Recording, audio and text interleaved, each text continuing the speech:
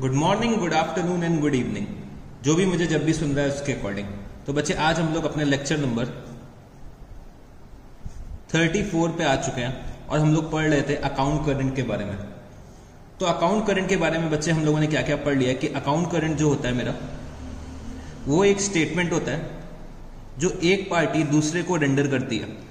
तो account current क्या होता है मेरा? स्टेटमेंट ऑफ म्यूचुअल ट्रांजैक्शंस होता है which is rendered by one party to another party. और उसमें हम लोग क्या करते हैं? इंटरेस्ट का कैलकुलेशन करते हैं। तो जो ये अकाउंट करंट का स्टेटमेंट होता है बच्चे, वो हम लोग on a particular date render करते हैं अपने अपोजिट पार्टी को। तो जनरली अकाउंट करंट हम लोग कब प्रिपेयर करते हैं? जब फ्रीक्वेंट ट्रांजैक्शंस हो रहे हो between the debtor and creditor, या फिर बैंक और उसके कस्टमर्स के बीच में ट्रांजैक्शन हो रहे हो, या फिर कंसाइनमेंट अकाउंटिंग के केस में हम लोग क्या करते हैं? अकाउंट करंट का एक स्टेटमेंट बनाते हैं, या फिर ज्वाइंट वेंचर के केस में हम लोग क्या करते हैं? एक अकाउंट करंट का स्टेटमेंट बनाते हैं। तो ये सब चीजें हमें पता थी, लास्ट क्लास में हमने ये सब चीजें पढ़ी थी अकाउंट करंट के बारे में। फिर हम लोगों ने सीखा था कि भाई हम लोग अकाउंट करंट कैसे बनाते हैं। तो मैंने एक आपको बताया था इंटरेस्ट मेथड, और दूसरा तरीका मैंने आपको क्या बताया था? Product method. Interest method and product method. तो इंटरेस्ट मेथड में मैंने आपको बताया था कि हम लोग डायरेक्टली इंटरेस्ट का कैलकुलेशन करते हैं। डायरेक्टली मतलब क्या हुआ? हम लोग क्या करते हैं? अमाउंट को मल्टीप्लाई करते हैं। किससे मल्टीप्लाई करते हैं? रेट से। तो रेट का परसेंटेज दे रखा होता है, और मैं क्या करता हूं? ड्यू डेट से अकाउंट करंट की डेट तक के नंबर ऑफ डेज निकालता हूं। तो मैं डेज अपॉन 365 कर देता हूं। तो मेरे को सारे के सारे अमाउंट्स का इंडिविजुअल कैलकुलेशन ऐसे करना होता है इंटरेस्ट मेथड से। और फिर मैं क्या करता हूं? As a balancing figure interest charge कर देता था। फिर मैं आता हूं प्रोडक्ट मेथड में। ठीक है जी, फिर मैं आता हूं प्रोडक्ट मेथड में। प्रोडक्ट मेथड में मैंने आपको दो मेथड्स पढ़ाए थे। एक तो मेथड था मेरा क्या? फॉरवर्ड मेथड, और एक मेरा मेथड था कौन सा? Backward method. Forward method and backward method. तो बैकवर्ड मेथड को मैं एक और नाम देता था, उसका नाम क्या होता था? एपोक्यू मेथड। तो फॉरवर्ड मेथड में मैंने आपको सिखाया था कि हम लोग यहां पे क्या करते हैं? सबसे पहले हम लोग क्या करते हैं? लेजर के ट्रांजैक्शंस को पोस्ट करते थे। लेजर ट्रांजैक्शंस को पोस्ट करते हैं। तो लेजर ट्रांजैक्शंस पोस्टेड।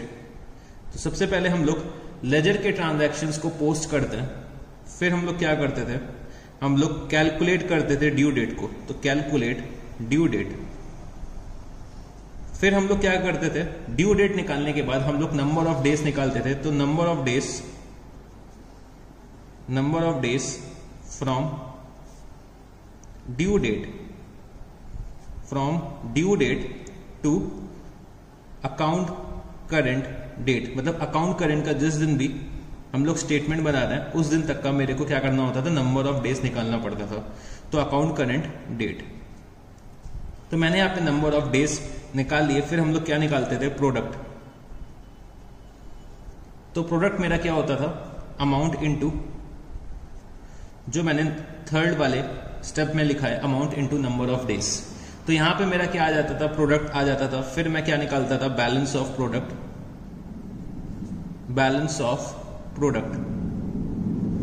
और बच्चे बैलेंस ऑफ प्रोडक्ट मेरा जिस साइड भी आता था उसके अपोजिट साइड में क्या करता था? इंटरेस्ट चार्ज कर देता था। तो फिर मेरे को क्या करना होता था? Interest calculation. तो बैलेंस ऑफ प्रोडक्ट जिस भी साइड आएगा उसके अपोजिट साइड में क्या करता था? इंटरेस्ट चार्ज कर देता था। तो बच्चे ऐसे हम लोग अपना फॉरवर्ड मेथड में अकाउंटिंग करते थे। तो फॉरवर्ड मेथड तो बच्चे ये था। फिर हम लोग बैकवर्ड मेथड में आए थे। तो बैकवर्ड मेथड में हमने सीखा था कि सबसे पहले हमें लेजर ट्रांजैक्शंस को पोस्ट करना होता है। लेजर ट्रांजैक्शंस की पोस्टिंग करनी होती है। फिर हमें क्या करना होता है? हमें फर्स्ट ड्यू डेट निकालनी होती है। फर्स्ट ड्यू डेट मेरी जो भी होगी वो मेरे को निकालनी होती थी। तो सबसे पहले मैं यहां पे क्या करता था? Calculate due date. मैंने ड्यू डेट का कैलकुलेशन करा, सारी की सारी अपनी ड्यू डेट्स निकाली। फिर मेरे को फर्स्ट ड्यू डेट चाहिए होती थी। तो मैंने यहां पे लिखा क्या? Find out first due date. First due date मैंने यहां पे ढूंढता हूं मैं। फिर फर्स्ट ड्यू डेट से मेरे को क्या करना है, जितनी भी ड्यू डेट्स आती हैं तो मेरे को फर्स्ट ड्यू डेट से बाकी ड्यू डेट्स को कंपैरिजन करना है और मेरे को नंबर ऑफ डेज निकालना है। तो calculate number of days from first due date to each due date. फिर मेरे को क्या करना होता था, फिर बच्चे मेरे को प्रोडक्ट निकालना पड़ता था। तो product is equal to amount into fourth number के स्टेप में जो भी नंबर ऑफ डेज आएंगे वो मैं यहां पे मल्टीप्लाई करता था। फिर मैं यहां पे 6 स्टेप में क्या करता था, बैलेंस ऑफ प्रोडक्ट निकालता था। तो बैलेंस ऑफ प्रोडक्ट में मैं सबसे पहले क्या करता था, इसमें मेरे 2 बैलेंस ऑफ प्रोडक्ट निकलते थे। तो जो मेरा पहला वाला बैलेंस ऑफ प्रोडक्ट होता था उसमें मैं अमाउंट को मल्टीप्लाई करता था इनटू नंबर ऑफ डेज। तो ये नंबर ऑफ डेज क्या होते थे, first due date to account current date. तो यहां पे मैं क्या करता था, बैलेंस ऑफ प्रोडक्ट निकालता था। फिर बच्चे मेरे को फिर से एक और बार बैलेंस ऑफ प्रोडक्ट निकालना पड़ता था। तो बैलेंस ऑफ प्रोडक्ट जो ये वाला मैं निकालता था तो ये एज अ बैलेंसिंग फिगर निकालता था। और ये वाले बैलेंस ऑफ प्रोडक्ट में मेरे को क्या करना होता था, इंटरेस्ट चार्ज कर देना होता था। तो इंटरेस्ट कैलकुलेशन। तो बच्चे ये वाले मेथड में हमने ये सीखा था कि जिस साइड बैलेंस ऑफ प्रोडक्ट ये वाला आएगा, ये वाला बैलेंस ऑफ प्रोडक्ट जिस साइड आएगा उसी साइड मेरे को इंटरेस्ट का कैलकुलेशन करना है। जबकि फॉरवर्ड मेथड में हम लोग क्या करते थे, इंटरेस्ट जो चार्ज करते थे अपोजिट साइड चार्ज करते थे जिस साइड भी बैलेंस ऑफ प्रोडक्ट आता है। तो बच्चे ये सब बातें हम लोगों ने लास्ट क्लास में पढ़ रखी हैं। फिर हमने एक और चीज समझी थी, एक और चीज हमने क्या समझी थी, जो हम लोग नंबर ऑफ डेज कैलकुलेट करते हैं, नंबर ऑफ डेज का कैलकुलेशन करते हैं। तो अगर नॉर्मल ट्रांजैक्शंस है तो उसमें मैं क्या करता था, ड्यू डेट को इग्नोर करता था। और अगर मेरा ओपनिंग बैलेंस दे रखा हुआ है तो उसको मेरे को क्या करना पड़ता था, वो वाले दिन को मेरे को इंक्लूड करना पड़ता था। तो मेरे को यहां पे इंक्लूड करना पड़ता था, include day of opening balance. तो ये सब बातें हम लोगों ने लास्ट क्लास में कर रखी है। तो चलो बच्चे, मैं अब अपने लास्ट क्लास को और आगे लेकर चलना चाहता हूं, तो फटाफट से मेरे साथ आगे बढ़ो आप लोग भी। तो अब मेरे को क्या डिस्कशन करना है, तो बच्चे अब समझने की कोशिश करना है यहां पे। तो जैसे ये पार्टी है ए और ये कौन है, बी, ठीक है जी। ए ने बी को क्या करा, सेल करी। ए ने बी को सेल करी, फॉर एग्जाम्पल सेल करी 50,000 रुपीज की। और जो ये सेल करी है वो कब करी है, 1 जनवरी 2020 को करी है, जिसकी ड्यू डेट कब है, 1 फरवरी 2020। तो ड्यू डेट मेरी क्या है, डीडी, ड्यू डेट मेरी है 1 फरवरी 2020। फिर भाई बी ये गुड्स लेकर चले गए, बट जब ये अपने गोडाउन पे पहुंचे तो इनको पता चला कि भाई ये जो 10,000 रुपीज के गुड्स हैं वो इनके मतलब के नहीं है। तो इन्होंने क्या करा, ये 10,000 के गुड्स इनको वापस कर दिया। तो बी यहां पे क्या कर रहे हैं, बी यहां पे गुड्स को वापस कर रहे हैं। तो ये बच्चे ए के लिए क्या हो जाएगी, सेल्स रिटर्न हो जाएगी, सेल्स रिटर्न हो जाएगी। और कितने की, 10,000 रुपीज की। और जो ये गुड्स बी ने वापस करें वो कब करें, 5 जनवरी 2020 को करें। ए ने बी को सेल कब करी थी, 1 जनवरी को। और बी जो ये गुड्स वापस कर रहे हैं वो कब कर रहे हैं, 5 जनवरी को कर रहे हैं। अब बच्चे यहां पे समझने की कोशिश करना कि भाई जब ए ने गुड्स सेल करे थे 50,000 के 1 जनवरी को, तो इसकी ड्यू डेट क्या निकल के आ रही थी, 1 फरवरी। तो इसका मतलब क्या होता था कि बी को जो पेमेंट करना होता तो वो कब करते, 1 फरवरी को करते। अब भाई जब मैं नंबर ऑफ डेज निकालता था तो मैं कहां से निकालता था, यहां पे 1 फरवरी से निकालता था। बट बच्चे 50,000 में से 10,000 के गुड्स तो मेरे पास वापस आ गए, कब आ गए, 5 जनवरी को आ गए। तो भाई मेरे को इसकी ड्यू डेट क्या लेनी पड़ेगी? इसकी ड्यू डेट मेरे को कुछ मेंशन नहीं है, तो मैं क्या करूंगा? 5th जनवरी ले लूंगा क्या? मैं क्या 5th जनवरी इसकी ड्यू डेट ले लूंगा? तो सर नहीं, हम लोग 5th जनवरी क्यों इसकी ड्यू डेट ले लेंगे? जब 50,000 के गुड्स थे वो वापस आ गए 10,000 के, तो जो मेरी सेल्स की ड्यू डेट होगी वही मेरी सेल्स रिटर्न की भी ड्यू डेट हो जाएगी। तो इसका मतलब क्या होगा? जो मेरी सेल्स रिटर्न हो रही है इसकी भी ड्यू डेट क्या हो जाएगी? 1 फरवरी 2020 हो जाएगी। तो अगर बच्चे मैंने कोई सेल कर रखी है और उससे रिलेटेड कोई रिटर्न हो रहा है, तो बच्चे जो सेल की ड्यू डेट होगी वही मेरी सेल्स रिटर्न की ड्यू डेट हो जाएगी। तो सेल्स जो सेल्स रिटर्न मेरी हो रही है वो बच्चे इसी 50,000 में से तो हो रही है। तो भाई 50,000 की जो ड्यू डेट होगी वही मेरी सेल्स रिटर्न की ड्यू डेट होनी चाहिए। अगर मैं इसका कैलकुलेशन 5th जनवरी से करता हूं, अगर मैं इसको 5th जनवरी की ड्यू डेट मान लेता हूं, तो बच्चे ये गलत नहीं हो जाएगा। तो हमें क्या करना होगा? जो ये 5th जनवरी का सेल्स रिटर्न हो रहा होगा इसकी ड्यू डेट मेरे को क्या लेनी पड़ेगी? 1 फरवरी। तो सिमिलरली बी अपनी बुक्स में क्या करेंगे? बी के लिए क्या था बच्चे? परचेस था। बी के लिए ये क्या था? परचेस था। तो परचेस इन्होंने करी थी क्या? 1 जनवरी 2020 को 50,000 रुपीज की इन्होंने परचेस करी थी। ठीक है जी, 50,000 रुपीज की इन्होंने परचेस करी थी, जिसकी ड्यू डेट क्या थी? 1 फरवरी 2020 की ड्यू डेट थी। इन्होंने क्या करा है? गुड्स को वापस करा, 10,000 रुपीज के गुड्स को रिटर्न करा। तो बी के लिए क्या हो जाएगा? Purchase return. बी के लिए ये क्या हो जाएगा? Purchase return. तो भाई बी जो ये परचेस रिटर्न कर रहे हैं वो कब कर रहे हैं? 5th जनवरी को कर रहे हैं। तो परचेस की तो ड्यू डेट बच्चे कब थी? 1 फेब थी। अब भाई परचेज रिटर्न की अगर मैं ड्यू डेट 5th जनवरी ले लूंगा तो गलत नहीं होगी। तो मैं क्या करूंगा? परचेज रिटर्न की ड्यू डेट मैं कौन सी ले लूंगा? 1 फरवरी ले लूंगा। तो इसका मतलब क्या हुआ?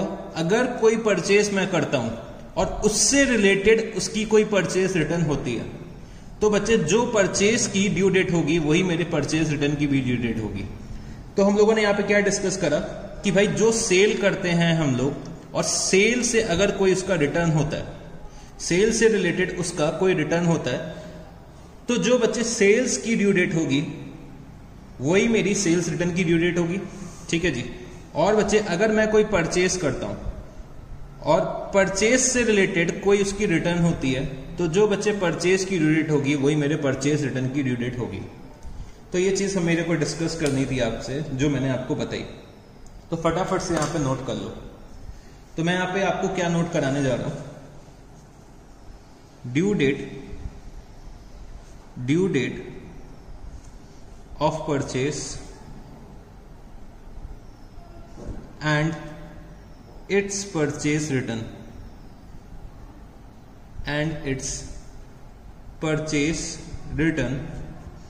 should be same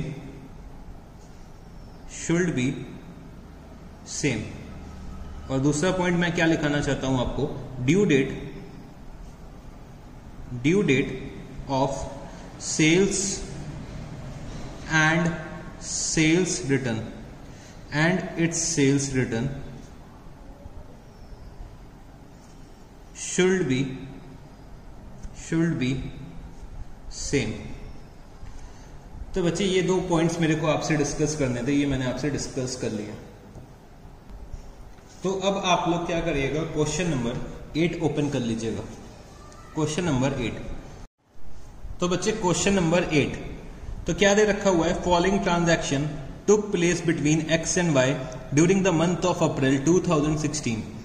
तो April 1 amount payable by X to Y rupees 10,000.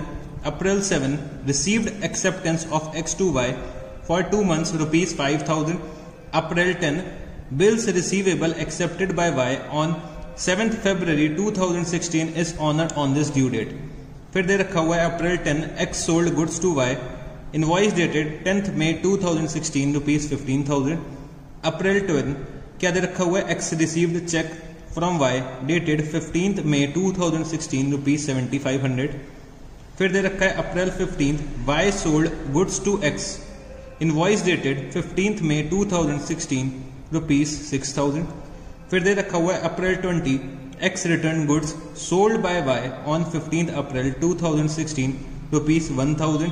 April 20 bill accepted by Y is dishonored on this due date rupees 5000.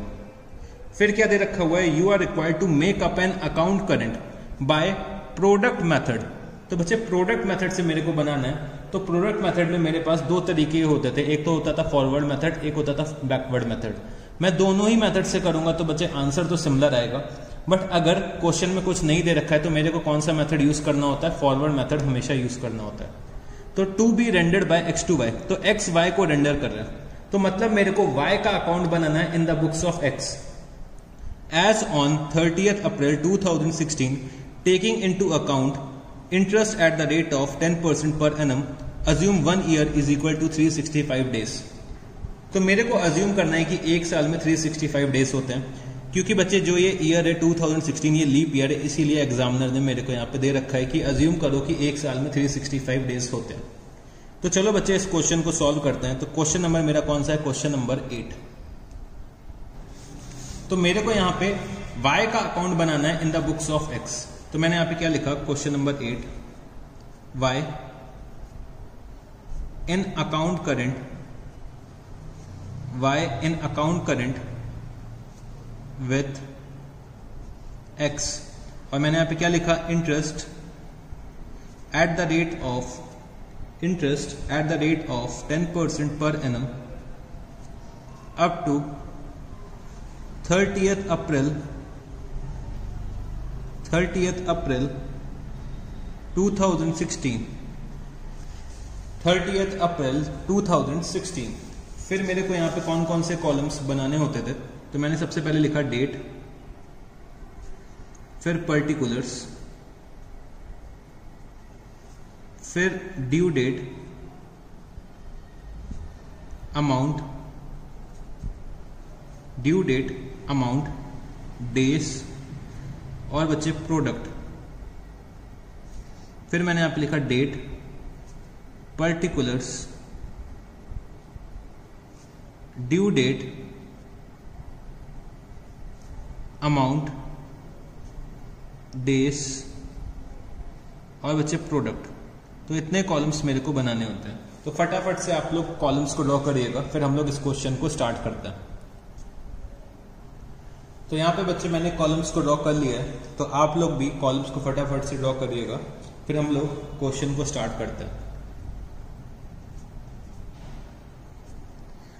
तो चलो बच्चे शुरू करते हैं। तो क्या दे रखा हुआ है, April 1, amount payable by X to Y. X को पेमेंट करनी है, किसको करनी है, वाई को करनी है। तो बच्चे एक्स के लिए क्या है, ये एक लायबिलिटी है, तो वाई कौन हो गए, हमारे क्रेडिटर हो गए। तो मैंने यहाँ पे क्या लिखा, 2016 अप्रैल 1 by balance brought down, by balance brought down. तो बैलेंस ब्रॉट डाउन मैंने कितना लिखा यहाँ पे, 10,000 रुपीज, 10,000 रुपीज। फिर दे रखा हुआ है April 7 received acceptance of X to Y for 2 months rupees 5,000। तो बच्चे एक्स ने अपनी एक्सेप्टेंस दी है, वाई ने क्या करा होगा, एक बिल ड्रॉ करा एक्स पे, और एक्स ने क्या करा, एक्सेप्टेंस दी है।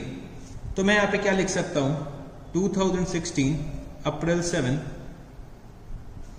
To bills payable account. मेरे लिए क्या हो जाएगा, बिल्स पेबल।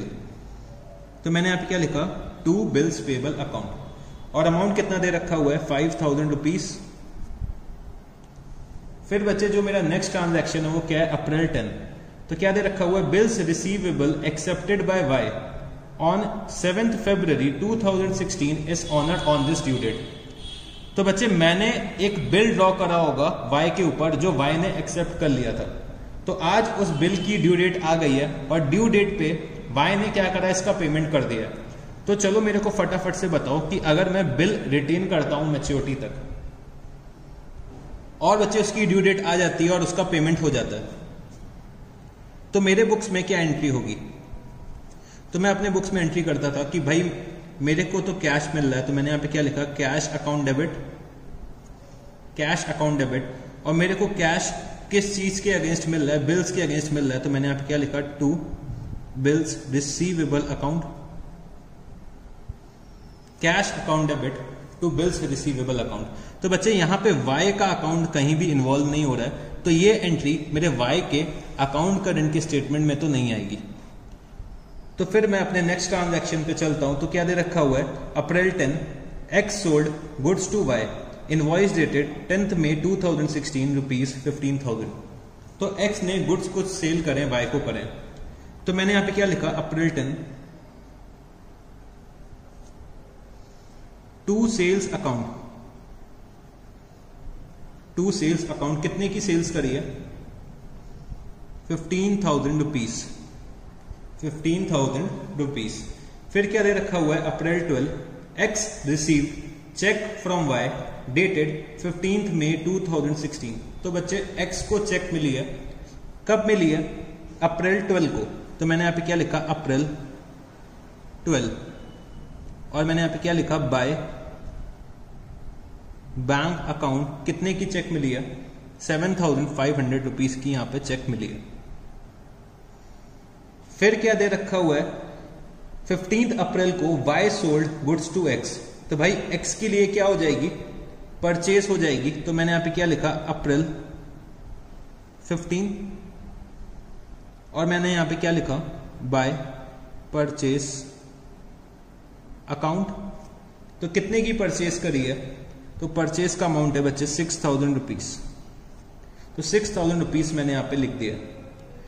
फिर क्या दे रखा है, April 20 X return goods sold by Y on 15th April 2016।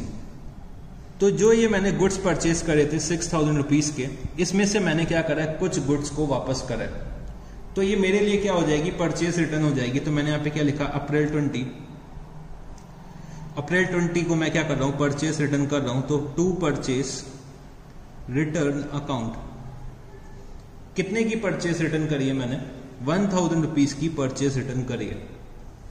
फिर क्या दे रखा हुआ है, April 20 bill accepted by Y is dishonoured on this due date. तो कोई एक बिल एक्सेप्ट करा होगा वाई ने, उसकी आज ड्यू डेट आई, और बच्चे वाई ने क्या करा, उसे डिसऑनर कर दिया। तो फटाफट से मेरे को डिसऑनर की एंट्री बताओ इन द बुक्स ऑफ ड्रॉअर। तो बच्चे इन द बुक्स ऑफ ड्रॉअर मेरे को बिल डिसऑनर की एंट्री बतानी है, और जब ड्रॉअर खुद ही बिल रिटेन कर लेता है अप टू मैच्योरिटी, तो हम लोग क्या करते थे, डेटर अकाउंट डेबिट टू पेई अकाउंट। तो डेटर मेरा यहां पे कौन है, वाई। तो मैंने यहां पे क्या लिखा, वाई अकाउंट डेबिट, और पेई कौन है बच्चे, पेई मैं खुद ही हूं। तो मैंने यहां पे क्या लिखा, to bills receivable account, to bills receivable account, और अमाउंट दे रखा हुआ है मेरे को 5,000 रुपीज। तो चलो इस ट्रांजैक्शन को पोस्ट कर देते हैं। तो वाई के अकाउंट को डेबिट करना है, टू बिल्स रिसीवेबल। तो मैंने यहां पे क्या लिखा, अप्रैल 20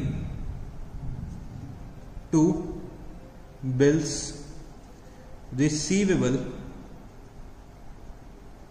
अकाउंट। तो कितने का बिल था बच्चे, 5,000 रुपीज का बिल था, और मैंने यहां पे ब्रैकेट पे लिख दिया डिसऑनर्ड। तो यहां पे मैंने सारे के सारे ट्रांजैक्शंस को पोस्ट कर लिया। अब मेरे को क्या करना है, ड्यू डेट निकालनी है। तो चलो ड्यू डेट पहले हम लोग यहां से शुरू करते हैं। तो अप्रैल 1 को मेरा क्या आ रहा था, ओपनिंग बैलेंस आ रहा था। तो ओपनिंग बैलेंस के केस में मेरे को पता है कि मेरे को अप्रैल 1 भी इंक्लूड करना है for the purpose of calculation of number of days.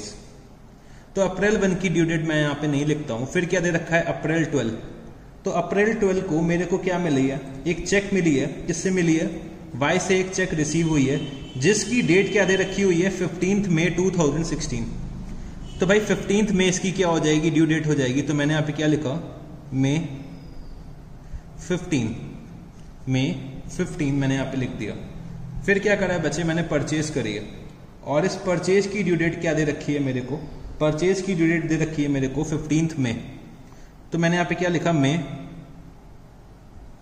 15th, May 15th। फिर बच्चे मैंने एक बिल एक्सेप्ट करा था। तो बिल जो बचे था वो मेरा 2 मंथ्स का था। तो अगर मैं अप्रैल 7 से 2 मंथ्स कैलकुलेट करता हूं तो मई 7, जून 7 और बच्चे 3 डेज ऑफ ग्रेस।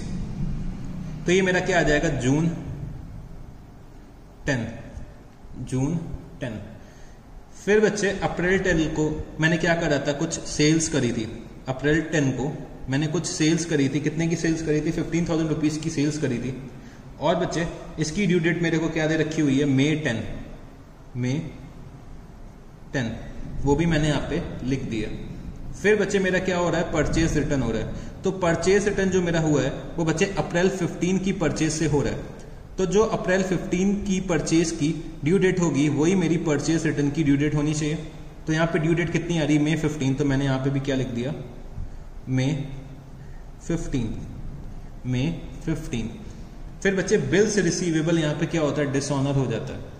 तो भाई मैं यही डेट क्या ले लूंगा एज अ ड्यू डेट। तो मैंने यहाँ पे क्या लिखा, अप्रैल 20। तो मैंने यहाँ पे अपनी सारी की सारी ड्यू डेट्स का कैलकुलेशन कर दिया। अब मेरे को क्या करना है, नंबर ऑफ डेज निकालना है। तो नंबर ऑफ डेज निकालने के लिए मैं यहां से शुरू करता हूं। तो ओपनिंग बैलेंस दे रखा हुआ है मेरे को।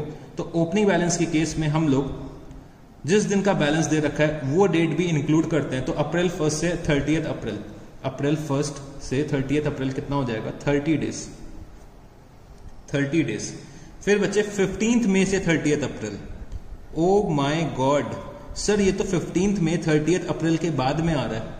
अब हमें यहां पे क्या करना चाहिए सर, 15 मई तो अप्रैल 30 के बाद में आ रहा है। फिर सर यहां तो जून 10 भी अब 30 अप्रैल के बाद में आ रहा है, मई 10 भी 30 अप्रैल के बाद में आ रहा है, मई 15 भी 30 अप्रैल के बाद में आ रहा है। बट सर अप्रैल 20 जो है वो 30 अप्रैल से पहले आ रहा है। तो चलो अप्रैल 20 का मैं क्या करता हूं, नंबर ऑफ डेज लिख लेता हूं। तो अप्रैल 20 से अगर मैं 30 अप्रैल तक देखूं तो कितने दिन होते हैं, 10 days.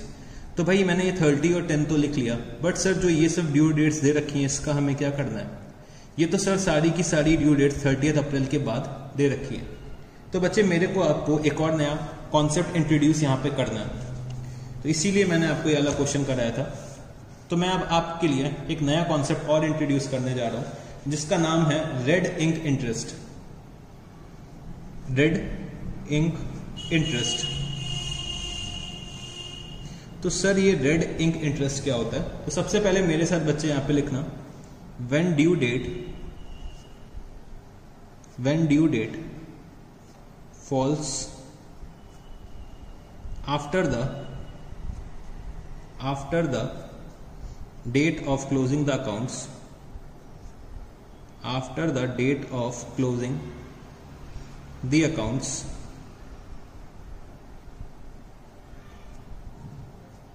the number of days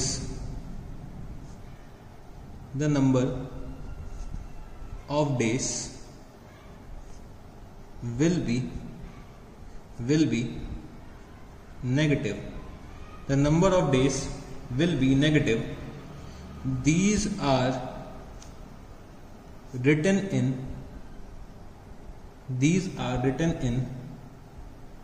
red ink either on the same side, either on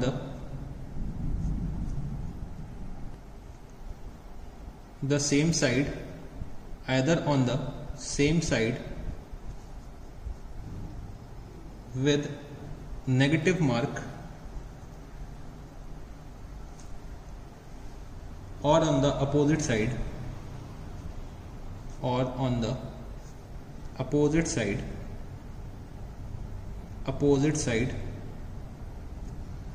in red ink। तो बच्चे जब कभी भी मेरी due date falls after the date of closing the accounts, the number of days will be negative. तो number of days मेरे यहाँ पे क्या निकल के आएंगे, नेगेटिव आएंगे। तो इसको मेरे को कैसे लिखना है, या तो मेरे को ऑन द सेम साइड लिखना है या फिर अपोजिट साइड में लिखना है। तो अगर मैं सेम साइड में लिखूंगा तो बच्चे मैं विथ नेगेटिव मार्क लिखूंगा, या फिर मैं क्या करूंगा, ऑन द अपोजिट साइड लिख दूंगा। बट मैं जो ये इंटरेस्ट लिखता हूं वो बच्चे मेरे को कैसे लिखना पड़ेगा, रेड इंक में लिखना पड़ेगा। रेड इंक का मतलब क्या हो गया बच्चे, रेड पेन से मेरे को लिखना पड़ेगा। तो सर क्या हमें एग्जाम में रेड पेन का यूज करना पड़ेगा? तो बच्चे हम लोगों को एग्जाम में रेड पेन का यूज नहीं करना है। ये बच्चे ये पुराने टाइम में होता था कि हम लोग इस इंटरेस्ट को किस पे लिख देते थे, रेड इंक में लिख देते थे। क्योंकि भाई ये जो आ रहा है मेरा क्या आ रहा है, नेगेटिव इंटरेस्ट आ रहा है। यहाँ पे बच्चे समझने की कोशिश करना कि जो ये मेरे नंबर ऑफ डेज आएंगे वो क्या आएंगे, नेगेटिव में आएंगे। तो चलो सबसे पहले हम लोग क्या करते हैं, नंबर ऑफ डेज निकालते हैं। तो अगर मैं यहां से देखूं तो 30 अप्रैल से मई 15 मेरे कितने डेज आ रहे हैं, तो बच्चे ये मेरा जो आ रहा है वो आ रहा है -15 आएगा, -15 आएगा। तो बच्चे -15 या तो मैं इधर साइड लिख दूं, तो -15 को मैं कैसे लिख सकता हूं यहाँ पे, -15 को मैं ऐसे ब्रैकेट में, नेगेटिव ब्रैकेट में मैं यहाँ पे -15 लिख दूं, या फिर मैं यहाँ क्या करूं, इस फिगर को मैं अपोजिट साइड पे लिख दूं। भाई माइनस क्रेडिट साइड में है, तो अगर इसको पॉजिटिव करना है तो मैं यहाँ पे क्या लिख सकता हूँ, डेबिट साइड पे लिख सकता हूँ। तो या तो मैं इसको यहाँ पे लिखूं या तो इसको मैं यहाँ पे लिखूं।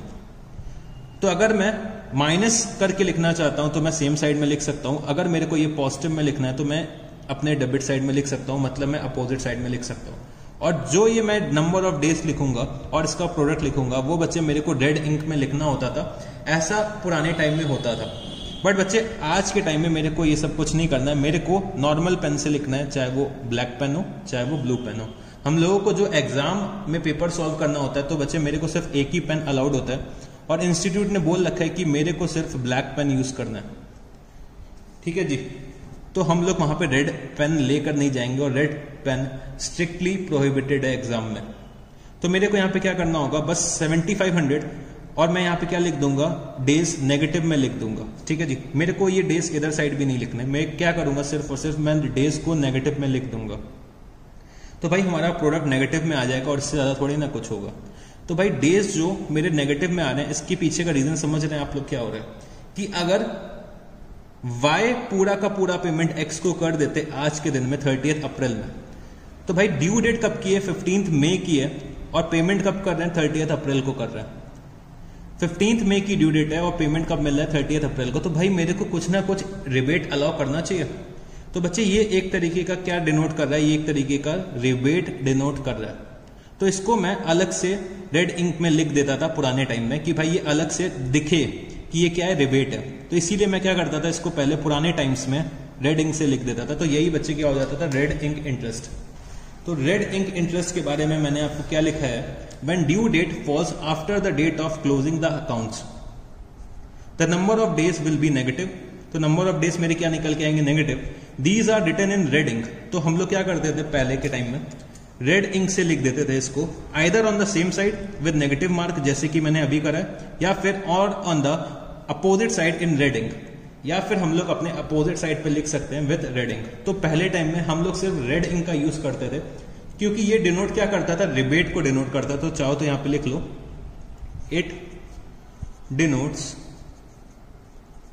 रिबेट। तो ये रिबेट को डिनोट करता था, तो मेरे को अलग से दिखे, इसीलिए हम लोग क्या करते थे, रेड इंक से लिखते थे। बट बच्चे आज के टाइम में जब कभी भी मैं ये क्वेश्चन एग्जाम में सॉल्व करूंगा तो मेरे को रेड पेन नहीं यूज करना है, ठीक है। नाम इसका रेड इंक इंटरेस्ट है, बट मैं रेड पेन नहीं यूज करूंगा। अगर थ्योरी आएगी तो मैं ऐसे लिख दूंगा, बट क्वेश्चन सॉल्व करते समय मैं रेड पेन का यूज नहीं करूंगा। मैं कैसे करूंगा इस क्वेश्चन को सॉल्व, मैं यहाँ पे -15 लिख दूंगा। मैं इसको अपोजिट साइड भी नहीं लिखूंगा, मैं सिर्फ ऐसे -15 करके लिख दूंगा, ठीक है जी। फिर चलो और मैं अपने नंबर ऑफ डेज निकालता हूं, तो ये भी -15 आ जाएगा। ये बच्चे यहाँ पे कितना आएगा नंबर ऑफ डेज, तो यहाँ पे कितना आएगा, 31 डेज ऑफ मई और 10 डेज ऑफ जून, तो -41। फिर बच्चे 10th में, तो मैंने यहाँ पे क्या लिखा, -10। मई 15, तो मैंने यहाँ पे लिखा क्या, -15। तो बच्चे मैंने यहाँ पे क्या करा, अपने डेज का कैलकुलेशन कर लिया। तो मैंने यहाँ पे क्या करा, सारे के सारे डेज का कैलकुलेशन कर लिया। तो अब हम लोग फटाफट से प्रोडक्ट निकालते हैं।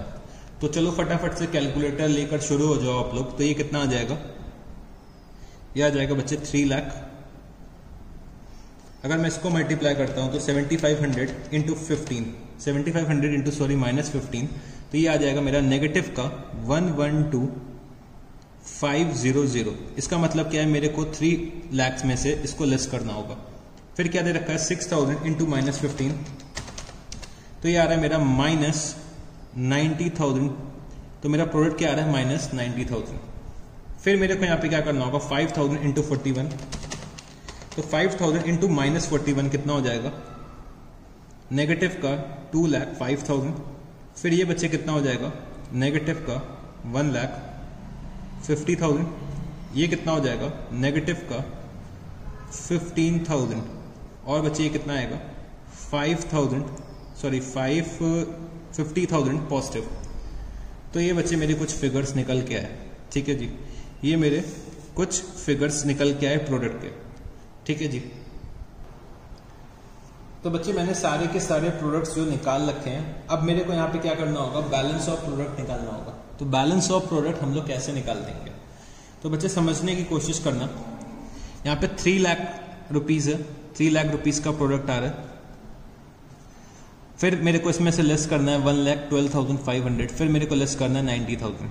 ठीक है जी। फिर बच्चे जब मैं यहाँ का बैलेंस देखूंगा, तो यहाँ का बैलेंस अगर मैं माइनस करके निकालता हूँ तो 3 लाख माइनस 1,12,500 माइनस 90,000, तो ये बचेगा कितना, 97,500। 97,500 ये आ जाएगा। फिर बच्चे यहाँ पे देखने की कोशिश करो कि हम लोग क्या करते थे, क्रेडिट का अगर टोटल ज्यादा आ रहा है तो हम लोग क्रेडिट में से डेबिट माइनस करते थे। तो अगर हम क्रेडिट में से डेबिट माइनस करेंगे तो ये बच्चे मेरे को ऑलरेडी फिगर्स माइनस की दे रखी हैं, तो माइनस माइनस क्या हो जाएगा, प्लस। समझने की कोशिश करना है, जो ये क्रेडिट की फिगर्स हैं वो क्या है, मेरी पॉजिटिव की है, तो मान लेते हैं मैं ये क्या है, ए, और बच्चे डेबिट क्या है मेरा, बी। ठीक है, ए का बैलेंस ज्यादा आ रहा था तो मेरे को बैलेंसिंग फिगर निकालने के लिए क्या करना पड़ता था, ए माइनस बी, ए माइनस बी मैं करता था तो मेरा बैलेंसिंग फिगर आता था। बट बच्चे जो ये बी दे रखा हुआ है वो मेरे को ऑलरेडी माइनस बी दे रखा है, मतलब बी का जो टोटल आ रहा है वो ऑलरेडी नेगेटिव में आएगा, क्योंकि यहाँ पे नेगेटिव की वैल्यू ज्यादा है। तो बच्चे माइनस माइनस क्या हो जाएगा, ये प्लस हो जाएगा। तो ये हमें क्या करना होगा, a प्लस बी। ठीक है, तो मैं यहाँ पे क्या करता हूँ, मेरा ये कितना आ रहा है, 97,500 आ रहा है, तो मैंने यहाँ पे साइड में लिखा 97,500। यहाँ पे अपना क्रेडिट साइड का टोटल आ रहा है तो 97,500। फिर मैंने यहाँ पे देखा कि भाई डेबिट का कितना आएगा, तो डेबिट का बच्चे मेरा आएगा माइनस 2,05,000।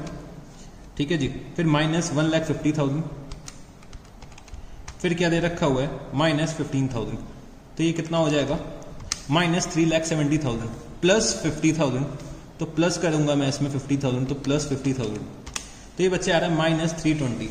तो माइनस माइनस बच्चे मैंने क्या आपको बताया था, प्लस हो जाएगा, तो माइनस 320 की जगह मैं यहाँ पे क्या लिखूंगा, प्लस 3,20,000।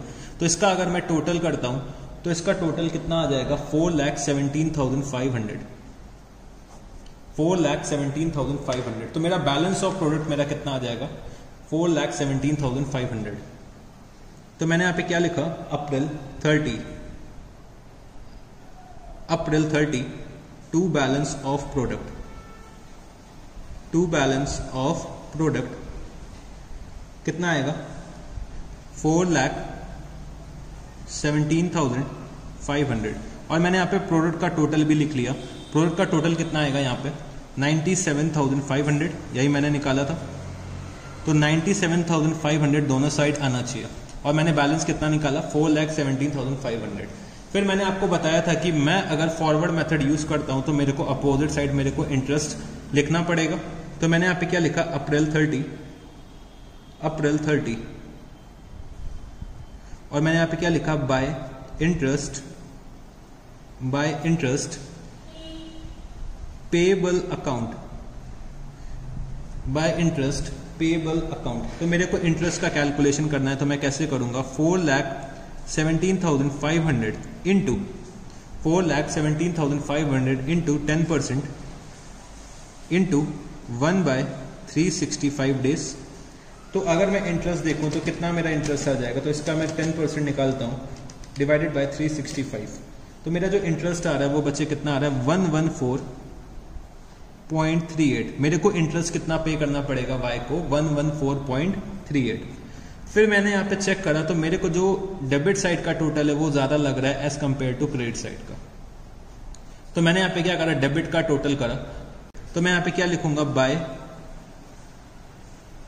बैलेंस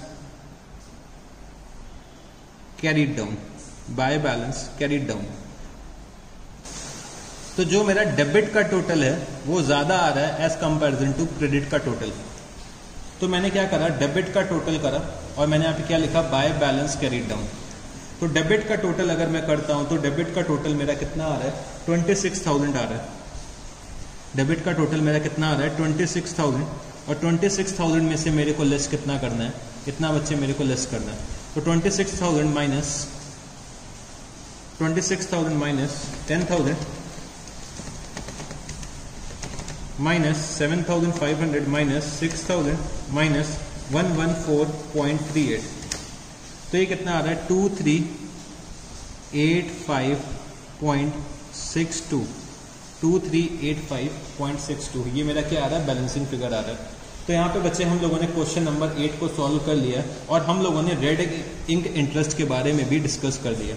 तो यहाँ पे बच्चे मैंने आपसे दो टॉपिक्स के बारे में डिस्कस करा। एक तो हम लोगों ने डिस्कस क्या करा कि भाई जो हम लोग परचेज करते हैं उससे रिलेटेड अगर कोई परचेज रिटर्न होगी तो जो परचेज की ड्यू डेट होगी वही मेरे परचेज रिटर्न की भी ड्यू डेट हो जाएगी। और हम लोगों ने रेड इंक इंटरेस्ट के बारे में पढ़ा कि हम लोग रेड इंक इंटरेस्ट तब यूज करते हैं जब ड्यू डेट जो हमारी है falls after the date of closing the account.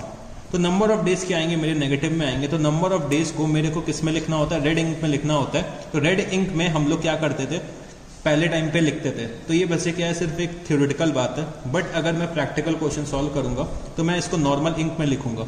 तो रेड इंक में मैं कैसे लिख सकता था, either on the same side with negative mark या फिर अपोजिट साइड में मैं इसको लिख दूं। बट मेरे को क्या करना है, मेरे को नेगेटिव मार्क के साथ ऐसे करके प्रोडक्ट अपना निकालना है और मेरे को इंटरेस्ट निकालना है, फिर बैलेंस कैरी डाउन निकालना है। तो बच्चे हम लोगों ने यहाँ पे क्वेश्चन नंबर 8 को सॉल्व कर लिया। तो बच्चे अब मैं आपसे क्वेश्चन नंबर 7 डिस्कस करना चाहता हूँ। तो क्वेश्चन नंबर 7 बस मैं आपसे डिस्कस करूंगा, सॉल्व आपको इसे खुद से करना है। और जो ये क्वेश्चन है ICAI में 2018 में आ चुका है। तो क्या दे रखा हुआ है कि from the following prepare an account current as sent by Avinash to Bhuvnesh on 31 March 2018 by means of product method charging interest at the rate of 5% per annum. तो कुछ ट्रांजैक्शंस दे रखे हुए हैं अविनाश और भुवनेश के बीच में। तो क्या दे रखा हुआ है, 2018 Jan 1 balance due from Bhuvnesh ₹1800, Jan 10 sold goods to Bhuvnesh 1500, Jan 15 Bhuvnesh return goods 650, Feb 12 Bhuvnesh paid by cheque कितना ₹1000, Feb 20 Bhuvnesh accepted a bill drawn by Avinash for 1 month ₹1500, March 11 Goods sold to Bhuvnesh 720, March 14 received cash from Bhuvnesh ₹800। तो बच्चे ये question तो बहुत simple है और मेरे को क्या करना है, प्रोडक्ट मेथड को यूज करना है, फॉरवर्ड मेथड को यूज करना है इस क्वेश्चन को सॉल्व करने के लिए। तो क्वेश्चन तो आप लोग सॉल्व कर लोगे, बस मेरे को यहाँ पे एक पॉइंट डिस्कस करना है। तो क्या दे रखा हुआ है कि भुवनेश रिटर्न्स गुड। अब भाई भुवनेश गुड्स वापस कर रहा है और कुछ मेंशन नहीं है कि कौन से गुड्स वापस कर रहा है। अगर आप लोग यहाँ पे देखो तो 10 जनवरी को एक सेल्स हो रखी है, सोल्ड गुड्स टू भुवनेश। कितने रुपीस की सेल हुई है, 1500 रुपीस की सेल हुई है। और गुड्स जो वापस आ रहे हैं वो कब आ रहे हैं, Jan 15 को आ रहे हैं। बट Jan 15 में ये कुछ मेंशन नहीं है कि जो ये गुड्स वापस आ रहे हैं क्या ये 1500 में से 650 के गुड्स वापस आ रहे हैं। तो क्वेश्चन में कुछ भी मेंशन नहीं है। तो यहाँ पे मेरे को क्या करना पड़ेगा, एक अजम्पशन लेनी पड़ेगी। तो अजम्पशन हम लोग क्या ले सकते हैं, अजम्पशन हम लोग ये ले सकते हैं कि भाई जो ये गुड्स वापस आए हैं वो बच्चे ये वाले गुड्स नहीं है, ये 1500 रुपए वाले गुड्स नहीं है, ये कोई और गुड्स हैं जो मेरे पास वापस आए। एक अजम्पशन तो मैं ये ले सकता हूँ, अजम्पशन नंबर 1। दूसरी अजम्पशन मैं क्या ले सकता हूँ कि भाई जो ये 650 के गुड्स वापस आए हैं ये 1500 वाले ही हैं। तो यहाँ पे मेरी जो ड्यू डेट निकल के आएगी Jan 15 की कितनी आएगी, Jan 10 आ जाएगी। अगर मैं अजम्पशन 2 को फॉलो करता हूँ, अजम्पशन 2 को फॉलो करता हूँ तो मेरी ड्यू डेट क्या आएगी, Jan 10। और अगर मैं अजम्पशन नंबर 1 को फॉलो करता हूं तो मेरी ड्यू डेट क्या आ जाएगी, Jan 15। तो आपको क्या करना है, इन दोनों में से कोई एक अजम्पशन लेनी है और इन दोनों में से कोई भी जो आप अजम्पशन लोगे वो आपको क्वेश्चन में लिखनी पड़ेगी जब आप क्वेश्चन सॉल्व करोगे, क्योंकि भाई एग्जामिनर को भी तो मालूम होना चाहिए कि आप क्या कर रहे हो। तो जो भी अजम्पशन लोगे तो उस अजम्पशन के बारे में लिखना पड़ेगा और उसके अकॉर्डिंग आपकी ड्यू डेट्स ये निकल के आएंगी। तो मैं आपको बता देता हूं कि इंस्टीट्यूट ने क्या करा है, इंस्टीट्यूट ने यहाँ पे ये मान लिया है कि जो ये गुड्स हैं बच्चे ये कोई और गुड्स वापस आए हैं और इंस्टीट्यूट ने क्या करा है, अजम्पशन नंबर 1 को फॉलो करा है। तो मैं भी आपको एडवाइस क्या करना चाहता हूं कि आप लोग अजम्पशन नंबर 1 को लेके क्वेश्चन सॉल्व करिएगा। अजम्पशन नंबर 2 को लेकर भी सॉल्व करेंगे तब भी सही होगा, बट इंस्टीट्यूट ने हमारे अजम्पशन नंबर 1 को ले रखा हुआ है।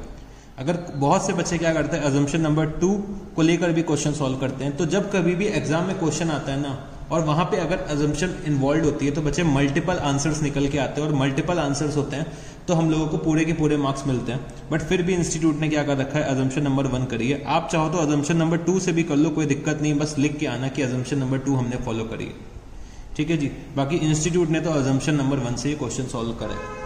तो बस मेरे को ये चीज आपसे डिस्कस करनी थी क्वेश्चन नंबर 7 से रिलेटेड। तो अब मैं अपने टॉपिक को और आगे लेकर चलना चाहता हूं और मैं अपना last part of this chapter introduce करना चाहता हूं। तो लास्ट पार्ट मेरा क्या है कि भाई जब हम लोग ट्रांजैक्शंस करते हैं अपने बैंक के साथ, जब हम लोग ट्रांजैक्शंस करते हैं बैंक के साथ, तो भाई बैंक कैसे अकाउंट करेंट का स्टेटमेंट बनाता है वो अब हमें सीखना है। और ये हमारे चैप्टर का लास्ट टॉपिक है और इसके बाद मेरा चैप्टर जो है वो बच्चे फिनिश हो जाएगा। तो यहां पे लिखना method preparation of account current, preparation of account current, preparation of account current by means of product of balance, by means of product of balance in case of banks। ठीक है जी। तो ये मेथड को मेरे को फॉलो करना है कि भाई हमें कैसे अकाउंट करेंट का स्टेटमेंट बनाना है। अगर मैं डीलिंग्स कर रहा हूं बैंक के साथ, मैं बैंक्स के साथ ट्रांजैक्शन कर रहा हूं, तो मेरे को कैसे अपना अकाउंट करेंट का एक स्टेटमेंट बनाना होता है। तो बच्चे आप लोगों ने कभी पासबुक देखी है? पासबुक तो हम लोग सर बैंक रिकंसिलिएशन चैप्टर पढ़ के आ रहे हैं, तो हम लोगों ने पासबुक्स देख रखी हैं। तो मैं आपसे क्या कहता हूं कि आज आप फिर से एक बार पासबुक देखिएगा, पासबुक ओपन करिएगा और पासबुक ओपन करिएगा कि उसमें देखिएगा कि कैसे ट्रांजैक्शंस लिखे होते हैं। एक बार उसको बहुत अच्छे से देखिएगा, तो उससे क्या होगा ना, ये चीज और अच्छे से समझ में आएगी। तो ये तो मैं अभी आपको बताने जा रहा हूँ, बट आप क्या करिएगा, एक बार पासबुक अपने घर में देखिएगा, अपने फादर की या फिर अपने मदर की पासबुक देखिएगा। अब तो आप लोगों के भी बैंक अकाउंट्स खुल गए होंगे क्योंकि आप लोग भी 18+ तो हो चुके हैं, तो अपनी पासबुक ही देख लीजिएगा। तो पासबुक में क्या होता है बच्चे, हम लोग क्या लिखते हैं, डेट, पर्टिकुलर्स, मतलब किस दिन ट्रांजैक्शन हो रहा है, क्या रेफरेंस है ट्रांजैक्शन का। फिर बच्चे अमाउंट डेबिट हो रहा है कि क्रेडिट हो रहा है, और यहां पे क्या आता था, बैलेंस आ जाता था। यहाँ पे क्या आता था, बैलेंस आ जाता था। तो ऐसा कुछ पासबुक का फॉर्मेट होता है। तो यहाँ पे ट्रांजैक्शंस की डेट आती है, यहाँ पे रेफरेंस आता है, डेबिट हो रहा है अमाउंट की, क्रेडिट हो रहा है और बैलेंस आता है। तो जो भी बैंक का डे एंड का बैलेंस होता है, तो बैंक क्या करती है, उस पर इंटरेस्ट अलाउ करती है, और अगर ओवरड्राफ्ट होता है तो इंटरेस्ट चार्ज करती है। ठीक है, तो जो भी डे एंड का बैलेंस होता है उस पर इंटरेस्ट अलाउ करती है, फिर इंटरेस्ट चार्ज करती है। और बैंक जो ये कैलकुलेशन करती है इंटरेस्ट का, वो डेली बेसिस पे करती है। डेली आपका क्या करेगी, डे एंड का बैलेंस बैंक निकालेगी, डे एंड का बैलेंस यहाँ पे कैलकुलेट करेगी और उस पर इंटरेस्ट चार्ज करा जाएगा। तो हमें यहाँ पे सीखना है कि भाई हम अकाउंट करेंट का स्टेटमेंट कैसे बनाएंगे in case of a bank. ठीक है जी। तो आप लोग क्या करिएगा, यहाँ पे ओपन करिएगा क्वेश्चन नंबर 10। क्वेश्चन नंबर 10 हम लोग यहाँ पे डिस्कस करने जा रहे हैं। तो क्वेश्चन नंबर 10 में क्या दे रखा हुआ है, on 2 January 2016 Vinod opened a current account with Allahabad bank limited and deposited a sum of ₹30,000। तो विनोद ने एक करंट अकाउंट ओपन करा है इलाहाबाद बैंक से और एक सम डिपॉजिट करा है, कितना, ₹30,000। He further deposited the following amounts: 15th जनवरी को 12,000, 12th मार्च को 18,000, 10th मई को 16,000। His withdrawals were as follows: 15th फरवरी को 26,000, 10th अप्रैल को 30,000 एंड 15th जून को ₹14,000। फिर क्या दे रखा हुआ है, show Vinod's account in the ledger of Allahabad bank. Interest is to be calculated at 5% on the debit balance and 2% on the credit balance. 5% on the debit balance and 2% on the credit balance. The account to be prepared as on 30th June 2016. Calculation may be made correct to the nearest rupee. तो मेरे को क्या करना है, calculations को round of कर देना है टू द नियरेस्ट रूपी। तो चलो अब हम लोग इस क्वेश्चन को सॉल्व करने की कोशिश करते हैं। तो मेरे को यहाँ पे दे रखा है कि भाई विनोद ने अकाउंट ओपन करा इलाहाबाद बैंक के साथ और ₹30,000 इनिशियली डिपॉजिट करे, फिर ये कुछ सम्स डिपॉजिट करें और ये कुछ विड्रॉल करें। तो ये ट्रांजैक्शंस को मेरे को क्या करना है, सारे के सारे क्रोनोलॉजिकल ऑर्डर में रिकॉर्ड करना है, डेट वाइज रिकॉर्ड करना है। तो जो मेरा पहला ट्रांजैक्शन होगा वो कब हुआ होगा, 15th जनवरी को, फिर नेक्स्ट ट्रांजैक्शन 15th फरवरी को, फिर 12th मार्च को, ठीक है जी, फिर 10th अप्रैल, फिर 10th मई, फिर 16 जून। तो ऐसे मैंने क्या करा, ट्रांजैक्शंस को नंबरिंग कर दी। तो मेरे को पता चल गया कि मेरे को ऐसे क्रोनोलॉजिकल ऑर्डर में करना है। ठीक है जी। तो चलो अब हम लोग क्वेश्चन नंबर 10 को सॉल्व करते हैं। Question number 10, question number 10। तो भाई विनोद ने एक करंट अकाउंट ओपन करा है विथ इलाहाबाद बैंक, तो मैं यहाँ पे क्या लिख सकता हूं, विनोद करंट अकाउंट विथ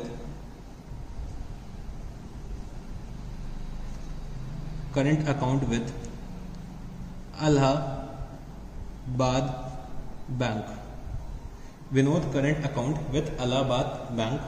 और बच्चे मैं ये जो स्टेटमेंट बना रहा हूं वो कब तक बना रहा हूं, up to 30th June 2016, up to 30th June 2016। फिर मेरे को कौन कौन से कॉलम्स बनाने हैं, तो यहां पे लिखना मेरे साथ डेट पर्टिकुलर्स। फिर मैंने यहां पे क्या लिखा, अमाउंट जो है वो डेबिट हो रहा है कि क्रेडिट हो रहा है, तो डेबिट और क्रेडिट। और बच्चे जो ये मेरा बैलेंस आ रहा है वो कौन सा है, डेबिट और क्रेडिट। और मैंने यहां पे क्या लिखा, बैलेंस। फिर मैंने यहां पे क्या लिखा, डेज। फिर मैंने यहां पे क्या लिखा, डेबिट प्रोडक्ट। और मैंने यहां पे लिखा क्रेडिट प्रोडक्ट। तो बच्चे मेरे को इतने कॉलम्स बनाने हैं, ठीक है जी। Date particulars, debit credit, debit और credit, balance, days, debit product and credit product. तो फटाफट से आप लोग कॉलम्स ड्रॉ करिएगा, हम लोग इस क्वेश्चन को स्टार्ट करते हैं। तो चलो बच्चे, आप लोगों ने कॉलम्स को ड्रॉ कर लिया होगा, तो हम लोग इस क्वेश्चन को स्टार्ट करते हैं। तो क्या दे रखा हुआ है, 2 जनवरी 2016 को विनोद ने एक अकाउंट ओपन करा है। तो मैंने यहां पे क्या लिखा, सबसे पहले 2016। फिर मैंने यहां पे लिखा Jan 2। तो विनोद ने एक अकाउंट ओपन करा है। तो अभी तक हम लोग क्या करते थे, डेबिट और क्रेडिट का अलग अलग पर्टिकुलर्स बनाते थे। बट आपने जब कभी भी पासबुक देखी होगी तो उसमें पर्टिकुलर्स का कॉलम एक ही आता था। तो हम लोग एक ही पर्टिकुलर से काम चला लेंगे, जैसे कि हम लोगों ने याद करो पेटी कैश बुक में भी काम चलाया था। तो चलो यहाँ पे मैं लिखता हूं। तो यहाँ पे विनोद क्या कर रहे हैं, विनोद बैंक में डिपॉजिट कर रहे हैं। तो ये जो लेजर बना रहा है ये कौन बना रहा है, बैंक बना रहा है। तो बैंक इलाहाबाद बैंक ये विनोद का अकाउंट बना रहा है अपनी बुक्स में। तो बैंक को क्या मिल रहा है, डिपॉजिट मिल रहा है। तो बैंक क्या एंट्री करेगा, cash account debit to Vinod account. तो cash account debit to Vinod account. तो मेरे को विनोद के अकाउंट में क्या करना होगा, ये पैसा क्रेडिट करना होगा, क्योंकि बैंक के लिए क्या हो जाएगी, लायबिलिटी होगी। तो मैं यहाँ पे क्या लिखूंगा, बाय कैश अकाउंट। तो विनोद ने क्या करा है, 30,000 रुपीज डिपॉजिट करा है बैंक में, ठीक है जी। बैंक ने क्या करा है, बैंक में क्या करा है, 30,000 रुपीज डिपॉजिट करा है। तो मेरे को क्रेडिट करना है, तो मैं डेबिट को डैश करूंगा, क्रेडिट में कितना लिख दूंगा, 30,000 रुपीज। और मैंने यहाँ पे लिखा बैलेंस कितना आ गया मेरा, 30,000 रुपीज। और जो ये बैलेंस है वो कौन सा बैलेंस है, क्रेडिट बैलेंस है। वो मैंने यहाँ पे क्या लिख दिया, क्रेडिट बैलेंस। फिर क्या हो रहा है, 15 जनवरी को विनोद ने 12,000 रुपीज डिपॉजिट करे। तो मैंने यहाँ पे क्या लिखा, Jan 12। तो यहां पे मैंने लिखा बाय कैश अकाउंट, फिर से कैश डिपॉजिट करा है। तो कैश डिपॉजिट कर रहा है, कितना करा है, 12,000 रुपीज का कैश डिपॉजिट करा है। तो बैलेंस अब कितना हो जाएगा, 30 + 12 कितना, 42,000 रुपीज। और ये जो बैलेंस है ये भी कौन सा है, क्रेडिट बैलेंस है। फिर बच्चे 15 फरवरी को विनोद ने 26,000 रुपीज विड्रॉ करे। तो मैंने यहां पे क्या लिखा, Feb 15। तो 15 फेब को विनोद ने 26,000 रुपीज विड्रॉ करें। तो जब कभी भी विड्रॉल करेगा विनोद, तो मैं यहां पे क्या लिख सकता हूं, टू सेल्फ। कभी आप लोग पासबुक ओपन करके देखिएगा तो उसमें हमेशा लिखा होता है, जब आप लोग कैश विड्रॉल करते हैं तो टू सेल्फ। अगर आप लोग एटीएम से विड्रॉल करेंगे तो वहां पे लिखा होता है कुछ टू सेल्फ करके, एटीएम विड्रॉल। तो मैंने यहाँ पे क्या लिखा, टू सेल्फ। इन्होंने खुद से विड्रॉल करा है, कितना विड्रॉल करा है, 26,000 रुपीज का करा है। तो 26,000 बैंक क्या कर देगा, डेबिट कर देगा, क्योंकि 26,000 से बैंक की लायबिलिटी अब कम हो गई है। तो अब जो बैलेंस आएगा वो कितना आएगा, 16,000 रुपीज। और ये जो बैलेंस आ रहा है ये भी अभी भी क्रेडिट बैलेंस आ रहा है। फिर Feb 15 के बाद जो थर्ड ट्रांजैक्शन है वो कब का है, March 12। तो मैंने यहाँ पे लिखा क्या, March 12। तो March 12 को फिर से कैश डिपॉजिट हुआ है। तो मैंने यहाँ पे क्या लिखा, बाय कैश अकाउंट। कितना कैश डिपॉजिट करा है, 8,000 रुपीज। तो अब बैलेंस हो जाएगा 24,000 रुपीज। और मैं यहाँ पे क्या लिख सकता हूँ, ये एक क्रेडिट बैलेंस है। फिर March 12 के बाद फिर कब हो रहा है, April 10। तो अप्रैल 10 को विड्रॉल हो रहा है, तो मैंने यहाँ पे फिर से लिखा टू सेल्फ कितना विड्रॉ करा है 30,000 रुपीज, वो मैंने यहाँ पे लिख दिया। तो 30,000 रुपीज अगर विड्रॉ करते हैं तो बच्चे यहाँ पे कितना बचेगा 24 माइनस 30 कितना हो जाएगा 6,000। और अब की बार जो बैलेंस आएगा वो कौन सा आएगा, डेबिट बैलेंस आएगा। 24 में से 30 गया तो बच्चे 6,000 नेगेटिव का आएगा, तो 6,000 मैं लिख के यहाँ पे क्या लिख सकता हूँ, डेबिट बैलेंस ही है। फिर इसके बाद क्या होता है May 10, तो May 10 में क्या हो रहा है 16,000 रुपीज का डिपॉजिट हुआ है, तो मैंने यहाँ पे क्या लिखा बाय कैश अकाउंट, और बच्चे यहाँ पे लिखा 16,000 रुपीज। तो अब कितना हो जाएगा 10,000 रुपीज का क्रेडिट बैलेंस आ जाएगा। तो जो ये बच्चे 6,000 रुपीज का डेबिट बैलेंस आ रहा था, तो इसका रीजन क्या हो सकता है कि विनोद ने बैंक से हो सकता है एक ओवरड्राफ्ट फैसिलिटी ले रखी हो। तो जब कभी भी ओवरड्राफ्ट फैसिलिटी ले रखी होती है तभी हम लोग क्या कर सकते हैं, डेबिट बैलेंस पे आ सकते हैं। नेगेटिव बैलेंस में तभी आ सकते हैं जब हमने बैंक से एक ओवरड्राफ्ट अरेंजमेंट कर रखा होगा। तो विनोद ने हो सकता है ओवरड्राफ्ट अरेंजमेंट कर रखा हो, इसीलिए डेबिट बैलेंस आ रहा है। तो ओवरड्राफ्ट अरेंजमेंट सिर्फ उसी को मिलता है जिसका बैंक के साथ करंट अकाउंट होता है। सेविंग अकाउंट में हम लोग ओवरड्राफ्ट नहीं ले सकते, हम लोग सिर्फ करंट अकाउंट में ही ओवरड्राफ्ट ले सकते हैं। ये सिर्फ एक बिजनेसमैन को ही फैसिलिटी अलाउड होती है। तो May 10 में मैंने कैश डिपॉजिट करा, कितना डिपॉजिट करा 16,000, और बैलेंस कितना आ गया 10,000 रुपीज। फिर मेरे को दे रखा हुआ है जून 15, तो जून 15 को विड्रॉल कितना करा है 14,000 रुपीज का। तो टू सेल्फ कितने का विड्रॉल करा है 14,000 रुपीज का विड्रॉल करा है। तो 14,000 रुपीज का अगर विड्रॉल करेंगे तो यहां पे क्या आ जाएगा 4,000 रुपीज का डेबिट बैलेंस आ जाएगा। तो मैंने सबसे पहले क्या करा, सारे के सारे ट्रांजैक्शंस को यहां पे रिकॉर्ड कर दिया। अब मेरे को यहां पे क्या करना होगा, डेज का कैलकुलेशन करना होगा। तो मेरे को यहां पे निकालना है कि किस बैलेंस में कितने दिन का इंटरेस्ट मिलेगा। तो बच्चे समझने की कोशिश करना, 30,000 रुपीज से मैंने क्या करा था, अकाउंट ओपन करा था। तो 2 जनवरी से मेरे को इंटरेस्ट मिलना शुरू हो जाएगा, क्योंकि मैंने 2 जनवरी को अकाउंट ओपन करा था। मेरे को जो इंटरेस्ट मिलता है वो बच्चे डे एंड के बैलेंस का मिलता है। तो डे एंड में मेरा बैलेंस कितना होगा 30,000 रुपीज। और जो ये 30,000 रुपीज का बैलेंस है वो कब तक है, ये जो 30,000 रुपीज का जो बैलेंस है वो बच्चे कब तक है, ये मेरे को सबसे पहले बताओ। तो ये जो बैलेंस है बच्चे मेरा है, ये बच्चे शायद जनवरी 15 था, तो ये मैंने शायद डेट गलत लिख दी है, इसको डेट को सही करना। Jan 2 फिर कब हो रहा है, Jan 15 को नेक्स्ट ट्रांजैक्शन हुआ है। तो जो ये 30,000 रुपीज का जो ये बैलेंस है वो कब तक है, 14th Jan तक होगा, क्योंकि 15th Jan को मैंने कैश डिपॉजिट करा। तो 2 जनवरी से लेकर 14th जनवरी तक, 15th जनवरी को तो मैंने कैश डिपॉजिट करा तो बैलेंस चेंज हो गया। तो जो 15th जनवरी का इंटरेस्ट निकलेगा वो बच्चे 15th जनवरी का डे एंड का बैलेंस पे निकलेगा। तो वो कितना है 42,000 रुपीज। तो 30,000 पे जो मेरे को इंटरेस्ट मिलेगा वो बच्चे कितने दिनों का मिलेगा, तो 2 जनवरी से 14th जनवरी तक का मेरे को इंटरेस्ट मिलेगा 30,000 के बैलेंस में। तो 2 जनवरी से लेकर 14th जनवरी तक कितने दिन होंगे आप मेरे को कैलकुलेट करके बताइए। तो भाई 1 जनवरी से 14 जनवरी तक 14 दिन होते हैं, तो 1 जनवरी को मेरे को काउंट नहीं करना है। तो मेरे यहाँ नंबर ऑफ डेज कितने हो जाएंगे 13। सेकेंड को भी यहाँ पे मेरे को इंक्लूड करना पड़ेगा। तो 2nd, 3rd, 4th, 5th, 6th, 7th, 8th, 9th, 10th, 11th, 12th, 13th and 14th। तो कितना आ रहा है यहाँ पे बच्चे, मेरा आ रहा है 13 डेज आ रहा है। तो यहाँ पे मैंने क्या लिखा, नंबर ऑफ डेज 13। फिर बच्चे 15th जनवरी को मेरा बैलेंस चेंज हो गया और कितना हो गया 42,000 रुपीज हो गया। और जो ये 42,000 रुपीज का बैलेंस है वो कब तक है, अप टू 14th फरवरी होगा, क्योंकि 15th फरवरी को मैंने ट्रांजैक्शन चेंज करा है, तो मेरा बैलेंस चेंज हो जाएगा। तो 15th जनवरी से लेके up to 14th Feb, 15th जनवरी से लेके अप टू 14th फेब कितने नंबर ऑफ डेज होंगे मेरे को कैलकुलेट करके आप लोग बता दीजिए। तो भाई जनवरी के 17 डेज और फेब के 14 डेज, तो कितना आ जाएगा 31 डेज। फिर बच्चे फेब 15 को मैंने ट्रांजैक्शन करा, 26,000 रुपीज विड्रॉ करें, तो अब मेरा बैलेंस कितना हो गया 16,000 रुपीज। तो अब मेरे को 16,000 रुपीज में क्या मिलेगा, इंटरेस्ट मिलेगा।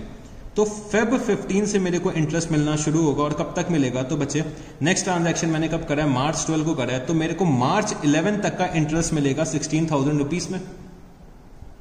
तो मेरे को फेब 15 से लेकर मार्च 11 मतलब 12th मार्च के एक दिन पहले मार्च 11 तक का इंटरेस्ट निकालना है तो मेरे को नंबर ऑफ डेज यहां पे निकालना है। तो फेब 15 से मार्च 11 कितने दिन हो जाएंगे? तो यहां पे अगर मैं देखता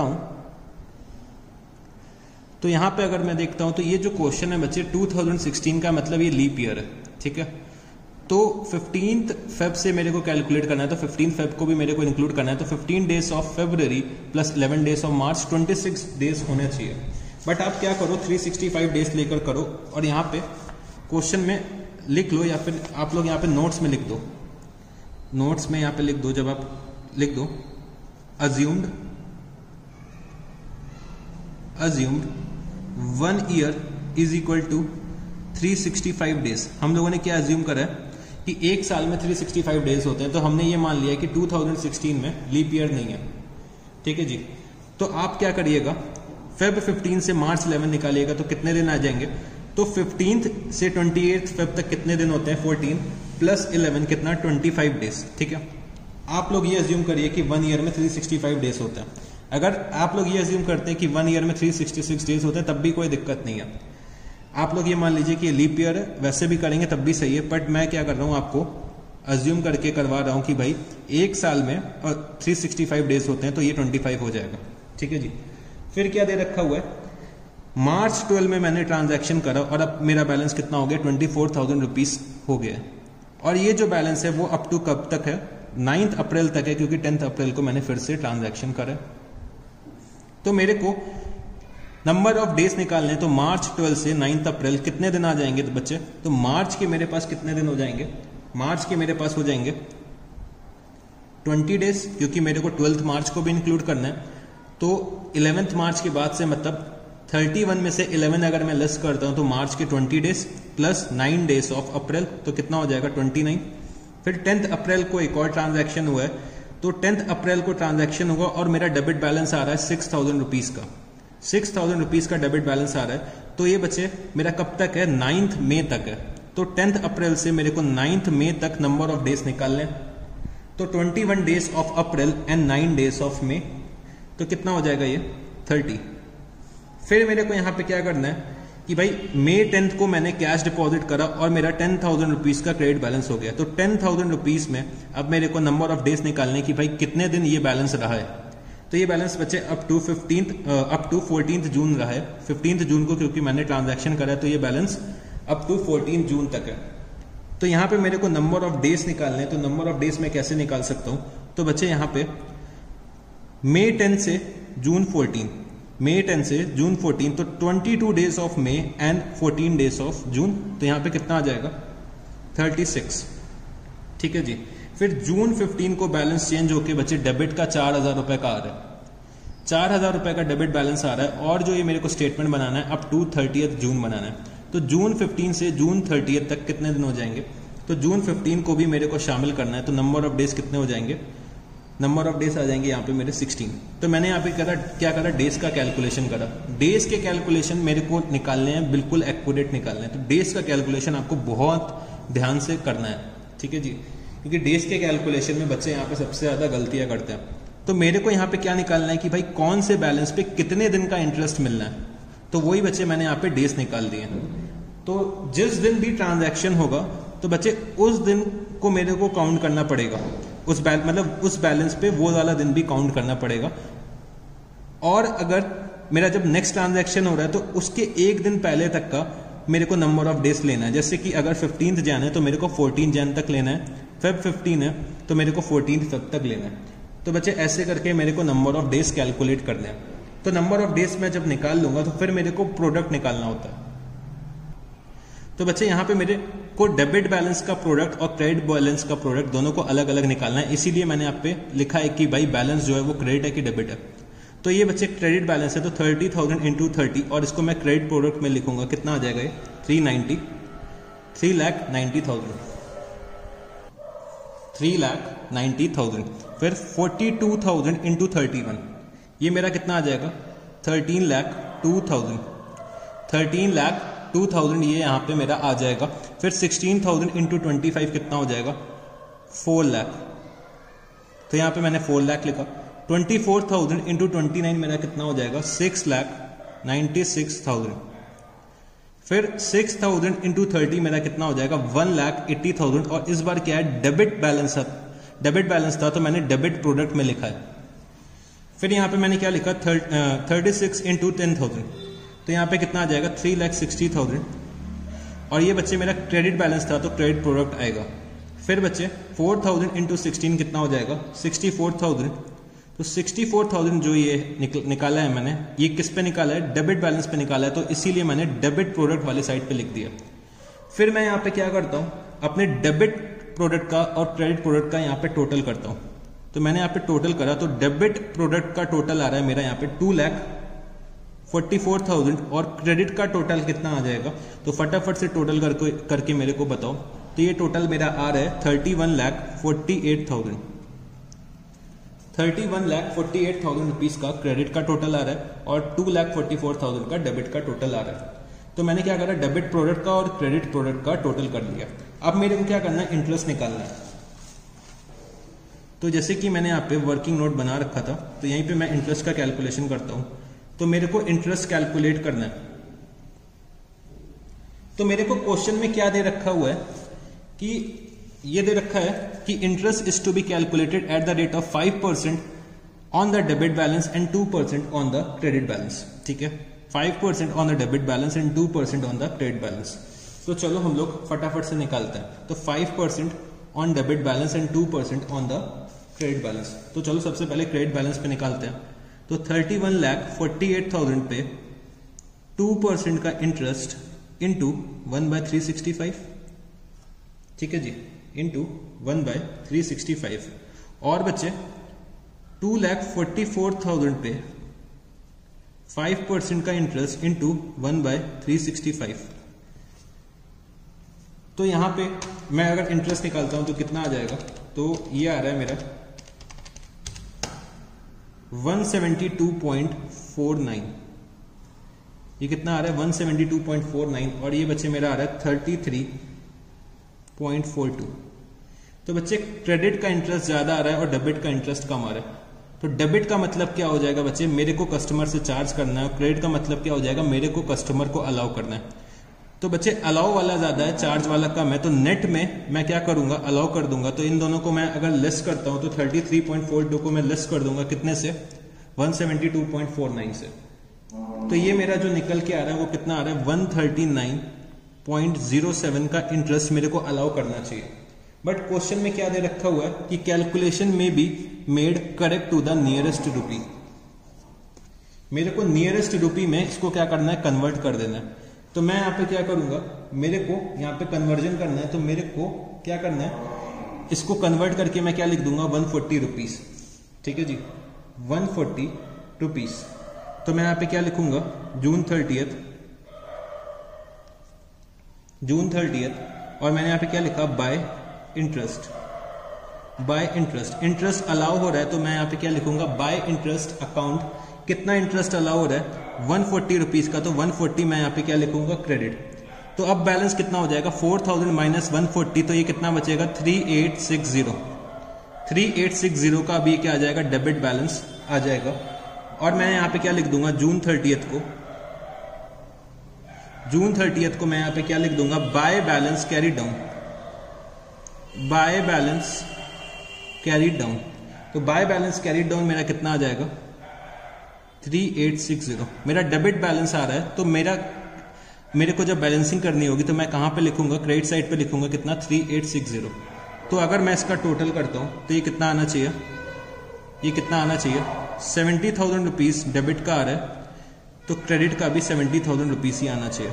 ठीक है जी, डेबिट का अगर आप टोटल करो तो कितना आ रहा था 30 + 26 + 14 70,000। तो 70,000 में से अगर आप इतने सारे क्रेडिट के बैलेंसेस माइनस करोगे तो बैलेंसिंग फिगर कहां पे आएगा, क्रेडिट साइड में आएगा। कितना आएगा 3860।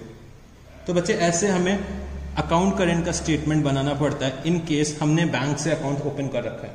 ठीक है जी, इन केस हमने अगर बैंक से अकाउंट ओपन कर रखा है तो हमें ऐसे स्टेटमेंट बनाना पड़ेगा। तो चलो अब हम लोग क्वेश्चन नंबर 11 को डिस्कस कर लेते हैं, बट सॉल्व आपको ये खुद से करना है। ठीक है, तो Roshan has a current account with partnership firm.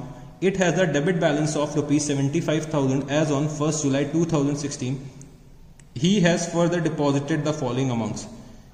तो रोशन का करंट अकाउंट है पार्टनरशिप फर्म के साथ। तो जैसे कि हम लोग करंट अकाउंट ओपन करते हैं बैंक के साथ, वैसे ही पार्टनर ने क्या करा है, पार्टनरशिप फर्म के साथ एक करंट अकाउंट ओपन करा है। तो बच्चे जैसे हम लोगों ने ये वाला क्वेश्चन सॉल्व किया है, सॉल्व तो वैसे ही करना है, बस चेंज क्या कर दिया है, बैंक की जगह यहाँ पे लिख दिया है कि पार्टनरशिप फर्म के साथ एक करंट अकाउंट ओपन करा है। और बच्चे करंट अकाउंट जो चल रहा है उसमें ऑलरेडी एक डेबिट बैलेंस आ रहा है 75,000 रुपीज का एज ऑन 1 जुलाई 2016। तो ये बच्चे क्या है, मेरा ओपनिंग बैलेंस दे रखा हुआ है, और ओपनिंग बैलेंस कितना आ रहा है, 75,000 रुपीज का डेबिट आ रहा है, 75,000 रुपीज का डेबिट बैलेंस आ रहा है। इसमें क्या हुआ था कि हम लोगों ने एक अकाउंट ओपन करवाया था 30,000 रुपीज डिपॉजिट करके, तो इसमें ओपनिंग बैलेंस नहीं था, बट इसमें क्या है, ओपनिंग बैलेंस आपको दे रखा हुआ है। तो ओपनिंग बैलेंस दे रखा है तब भी हमें कोई दिक्कत नहीं होनी चाहिए, ठीक है। ओपनिंग बैलेंस अगर मेरे को दे रखा है तो भाई ओपनिंग बैलेंस में भी मेरे को कोई दिक्कत नहीं होनी चाहिए, क्योंकि ओपनिंग बैलेंस वाले दिन को भी मैं इंक्लूड करूंगा for the purpose of interest. मैं ओपनिंग बैलेंस वाले दिन को भी इंक्लूड करूंगा for the purpose of calculation of interest, ठीक है जी। तो चलो उसके बाद क्या होता है, he has further deposited the following amounts 14 July 1,38,000 rupees, 18 August 22,000 rupees, फिर he withdrew the following amounts, date क्या है 29 July 2016 97,000 rupees, 9 September 2016 11,000 rupees. Show Roshan's account in the ledger of the firm, interest is to be calculated at 10% on debit balance and 8% on the credit balance. कोई दिक्कत नहीं है, ये हम लोगों ने सीख लिया है कि डेबिट बैलेंस पे जो चार्ज करना है वो 10% है, 8% किस पे चार्ज करना है, क्रेडिट बैलेंस पे चार्ज करना है। तो इसी वजह से जो इंटरेस्ट के अलग अलग रेट दे रखे हैं, इसीलिए मैं डेबिट प्रोडक्ट और क्रेडिट प्रोडक्ट दोनों अलग अलग निकालता था। तो इसको भी मैं सेम तरीके से ये क्वेश्चन सॉल्व करूंगा। You are required to prepare current account as on 30 September. तो 30 सितंबर का बनाना है by means of product of balance method. तो बच्चे क्वेश्चन बिल्कुल सिमिलर है, ठीक है जी। यहाँ पे जो ट्रांजैक्शंस दे रखे हैं, पहले मैं क्या करूंगा, क्रोनोलॉजिकल ऑर्डर में अरेंज करूंगा। तो मैं अगर अरेंज करता हूं तो ये 1 हो जाएगा, ये 2 हो जाएगा, ये 3 हो जाएगा, और ये क्या हो जाएगा 4। तो बच्चे ऐसे मेरे को ट्रांजैक्शंस रिकॉर्ड करने हैं, मेरे को ओपनिंग बैलेंस दे रखा हुआ है। तो जो मेरे को सबसे पहला इंटरेस्ट निकालना पड़ेगा, तो उसके नंबर ऑफ डेज कितने आएंगे, कोई मेरे को बता सकता है? तो 1 जुलाई से लेकर 13 जुलाई तक, क्योंकि 14 जुलाई को ट्रांजैक्शन हो रहा है, तो पहला जो नंबर ऑफ डेज आएगा वो कितना आएगा, 13 आएगा। तो इस तरीके से आप लोग आगे इस क्वेश्चन को सॉल्व कर सकते हैं। तो आपको क्या करना पड़ेगा, रोशन का अकाउंट बनाना पड़ेगा in the books of partnership firm. तो हम लोग क्या लिख सकते हैं, Roshan's current account with partnership firm as on 30 September 2016। फिर आपको क्या करना पड़ेगा, ये सारे ट्रांजैक्शन शो करने पड़ेंगे, नंबर ऑफ डेज कैलकुलेट करने पड़ेंगे, डेबिट का प्रोडक्ट निकालना पड़ेगा, क्रेडिट का प्रोडक्ट निकालना पड़ेगा। फिर आपको क्या करना पड़ेगा, इंटरेस्ट का कैलकुलेशन करना पड़ेगा। तो इंटरेस्ट, एक डेबिट इंटरेस्ट आएगा, एक क्रेडिट इंटरेस्ट आएगा। तो अगर डेबिट का इंटरेस्ट ज्यादा आ रहा है तो हम लोग क्या करेंगे, रोशन से चार्ज कर लेंगे। अगर क्रेडिट का इंटरेस्ट ज्यादा आ रहा है तो हम लोग रोशन को अलाउ कर देंगे। फिर हम लोग क्या करेंगे, at the end balancing figure निकाल लेंगे, जो भी हमारा बैलेंस निकल के आ रहा है। जैसे कि ओपनिंग बैलेंस था, वैसे ही हमें फिर से क्या निकालना पड़ेगा, क्लोजिंग बैलेंस निकालना पड़ेगा। तो वो हम लोग कैसे निकाल सकते हैं, देख लेंगे कि भाई जो बैलेंस आ रहा है उसके अपोजिट साइड मेरा क्या आना चाहिए, बैलेंसिंग फिगर आना चाहिए। या फिर मैं क्या कर सकता हूँ, डेबिट का यहाँ पे टोटल करूँ, डेबिट का टोटल करूँ, क्रेडिट का टोटल करूँ, जिसका भी ज्यादा आ रहा है तो उसके अपोजिट साइड क्या आ रहा होगा, बैलेंसिंग फिगर आ रहा होगा। वो सब हमें निकालना आता है। तो यहाँ पे बच्चे हम लोगों ने क्वेश्चन नंबर 11 को भी डिस्कस कर लिया है और क्वेश्चन नंबर 10 हम लोग ऑलरेडी सॉल्व कर चुके हैं। तो यहाँ पे बच्चे जो ये मेरा चैप्टर है वो खत्म होने को आ गया। तो यहाँ पे जो मेरा ये चैप्टर है वो खत्म होने को आ चुका है। तो इस चैप्टर में हम लोगों ने बहुत सारी बातें करी हैं, ठीक है जी, कि अकाउंट करंट क्या होता है। फिर हम लोगों ने इंटरेस्ट मेथड सीखा, फिर प्रोडक्ट मेथड सीखा, प्रोडक्ट मेथड में forward method and backward method या फिर एपोक्यू मेथड सीखा। फिर हम लोगों ने सीखा कि भाई जो परचेज की ड्यू डेट होगी वही परचेज रिटर्न की ड्यू डेट होगी, जो सेल्स की ड्यू डेट होगी वही सेल्स रिटर्न की ड्यू डेट होगी। फिर हम लोगों ने रेड इंक इंटरेस्ट के बारे में पढ़ा, हम लोगों ने रेड इंक इंटरेस्ट के बारे में पढ़ा। तो रेड इंक इंटरेस्ट तब आता है बच्चे जब मेरी ड्यू डेट जो है वो फॉल करती है after the date of closing the accounts. तो मेरा क्या आता है, नेगेटिव नंबर ऑफ डेज आते हैं, तो वो हम लोगों को लिखने होते हैं या तो either on the same side with red ink या फिर on the opposite side with red ink. तो हम लोगों ने क्या सीखा है कि हम लोग सेम साइड लिखेंगे, बट हम लोग नॉर्मल पेन से लिखेंगे क्योंकि रेड इंक में पुराने टाइम से लिखा जाता है, ठीक है। फिर हम लोगों ने क्या पढ़ा, फिर हम लोगों ने सीखा कि अगर हम लोग करंट अकाउंट ओपन करते हैं बैंक के साथ या फिर पार्टनरशिप फर्म के साथ, तब मेरे को क्या करना पड़ेगा, तब मेरे को ऐसे कुछ एक स्टेटमेंट बनाना पड़ेगा, इसमें ये सब कॉलम्स बनाने पड़ेंगे, मेरे को बैलेंसेस निकालने पड़ेंगे कि बैलेंस डेबिट है कि क्रेडिट है, डेबिट प्रोडक्ट और क्रेडिट प्रोडक्ट अलग अलग निकालना पड़ेगा क्योंकि इंटरेस्ट रेट दोनों के अलग अलग दे रखे हैं। फिर मैं इंटरेस्ट निकाल के क्या करूंगा, नेट में इंटरेस्ट जो भी होगा वो चार्ज कर दूंगा और बैलेंसिंग फिगर निकाल लूंगा। तो भाई ये सब था पूरा अकाउंट करेंट के चैप्टर में, ठीक है जी। तो सर आज के लिए हमारे पास कोई होमवर्क नहीं है क्या इसमें, इस चैप्टर में? तो मेरे साथ यहाँ पे होमवर्क नोट करना। होमवर्क, तो होमवर्क में आपको जो कौन कौन से क्वेश्चंस करने हैं, तो 5th तक तो मैं आपको कल ही दे चुका था। तो अब आपको क्या करना है, क्वेश्चन नंबर 6, क्वेश्चन नंबर 7, ठीक है जी, question number 6, question number 7, question number 9 and question number 11। तो बच्चे इतने क्वेश्चंस आपको होमवर्क में करने हैं और जो क्वेश्चंस मैंने आज आपको कराए हैं वो आपको फिर से ट्राई करने हैं, ठीक है जी। तो यहाँ पे बच्चे मेरा जो ये चैप्टर है वो खत्म होने को आ चुका है। तो चलो guys, thank you, see you, टाटा, बाय बाय।